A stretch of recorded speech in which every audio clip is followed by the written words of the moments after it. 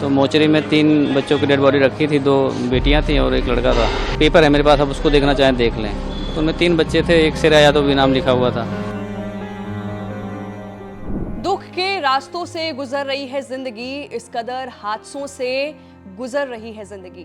हाँ जी, मैं बात कर रही हूँ दिल्ली में आईएएस कोचिंग सेंटर में हुए बड़े हादसे को लेकर, जहां दिल्ली के ओल्ड राजेंद्र नगर में राउज आईएएस स्टडी सेंटर के बेसमेंट में अचानक पानी भरने के बाद उसमें डूबने से 2 छात्राओं और 1 छात्र की मौत हो गई। मृतकों में यूपी के अंबेडकर नगर की रहने वाली श्रेया यादव भी शामिल है। जैसे ही उसकी मौत की खबर उसके घर पहुंची, बरसावा हशीमपुर गांव में मातम छा गया।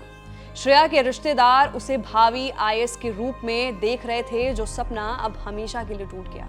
श्रेया की मौत के बाद मीडिया से बात करते हुए पिता ने अपना बयान जारी किया है। क्या कुछ पिता ने बताया है, पहले आप वो बाइट सुनिए। तो मोचरी में 3 बच्चों की डेड बॉडी रखी थी, 2 बेटियां थीं और एक लड़का था।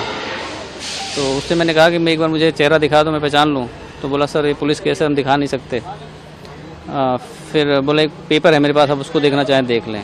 तो उनमें 3 बच्चे थे, एक श्रेया यादव भी नाम लिखा हुआ था। पिता का ये कहना है कि मैं मोचरी गया, मुझे बेटी का चेहरा तक नहीं दिखाया गया, सिर्फ एक पेपर दिखाया जिस पर श्रेया का नाम लिखा था। वहीं श्रेया यादव के चाचा धर्मेंद्र यादव भी राव कोचिंग की खबर टीवी पर देखकर राजेंद्र नगर पहुंचे, जहां हॉस्टल में और कोचिंग में पता करने के बाद उन्हें अपनी भतीजी के बारे में कुछ पता नहीं चला। उसके बाद मौके पर एक अधिकारी ने उनसे कहा कि श्रेया यादव नाम की एक छात्रा को आरएमएल हॉस्पिटल ले जाया गया है, जिसकी मौत हो गई है। धर्मेंद्र यादव ने आगे भी बताया कि काफी उम्मीदों से अपनी भतीजी को आईएएस बनने के लिए दिल्ली भेजा था।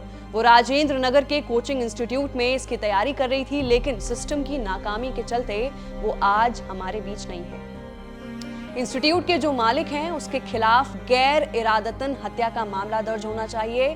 साथ ही साथ पिता ने क्या कुछ कहा है, एक बार आप फिर से पूरा वीडियो सुनिए। देखिए, मुझे अधिकृत तौर पे तो ना कोचिंग सेंटर से कोई जानकारी मिली, ना प्रशासन या पुलिस की तरफ से कोई फ़ोन आया। लेकिन मैं न्यूज़ देख करके खुद ही जा करके वहाँ पे अप्रोच किया। तो वहाँ पहुँचने के बाद डीसीपी साहब थे मेरे ख्याल से। जब नाम पूछा उन्होंने मेरा, मैंने बच्ची का नाम बताया, तो बोले कि एक बार आप जो है आरएमएल में जाकर देख लीजिए। तो रात तकरीबन 2:30 बजे मैं यहाँ आ गया था। तो मोचरी में 3 बच्चों की डेड बॉडी रखी थी, 2 बेटियाँ थीं और एक लड़का था। तो उससे मैंने कहा कि मैं एक बार मुझे चेहरा दिखा दो, मैं पहचान लूँ। तो बोला सर ये पुलिस केस है, हम दिखा नहीं सकते।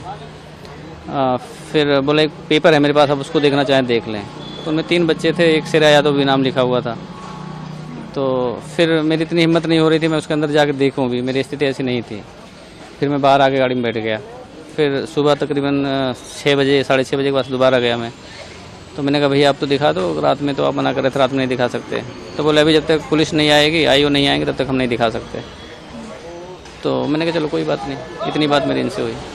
आपको जैसा आप टीवी देख रहे थे, क्या आपको जानकारी मिली जब आपने देखा, क्या था मतलब? हाँ, कितने बजे का समय था मैं जब न्यूज़ देखा तो तकरीबन 11:15 का समय था। मैं खाना वाना खा के उसके बाद बैठा, तो मैंने सोचा न्यूज़ देख लूँ। तो उसमें ये आ रहा था कि राव आईएएस स्टडी सर्कल के बेसमेंट में पानी भर गया है और रेस्क्यू ऑपरेशन चल रहा है और बहुत सारे बच्चे फंसे हो सकते हैं। करीब 20-22 बच्चे बाहर निकाले गए हैं। तो उसमें फिर कैजुअलिटी की एक आ गई खबर कि एक बच्ची की कैजुअलिटी हो गई। फिर मैं 5-7 मिनट बाद 2 बच्ची की कैजुअलिटी आ गई। तो चूँकि एडमिशन मैं नहीं कराया था तो मुझे पता था कि उसी में है। फिर मैं मुझसे नहीं रहा गया, मैंने कहा कि अब मैं जाके देख के आता हूँ। फिर मैं रास्ते में जा कर के कोचिंग वाले को फ़ोन करा और बिटिया का फ़ोन मिला तो उसका फ़ोन बंद आ रहा था। तो कोचिंग वाले को फ़ोन मिला, एक बंदा आ रहा था। एक दूसरा नंबर मैंने मिला, दूसरा मिल गया डीपी सिंह कोई हैं। तो डीपी सिंह से मैंने पूछा, मैंने कहा कि क्या आपके कोचिंग में इस तरह कोई घटना हुई है? बोले हाँ हमारे कोचिंग है, रेस्क्यू ऑपरेशन चल रहा है। तो आईएएस कोचिंग सेंटर हादसे में श्रेया यादव नाम की छात्रा जिसकी मौत हो गई है, उनके पिता ने कैमरे पर खुलकर अपने इमोशंस को व्यक्त किया है और कई खुलासे किए हैं। एक बार आप पूरी रिपोर्ट देखिए और आपको क्या लगता है नीचे दिए गए कमेंट सेक्शन में अपनी राय भी जरूर रखें। मैं थी आपके साथ वंशिका सिंह और आप देख रहे हैं एबीपी लाइव।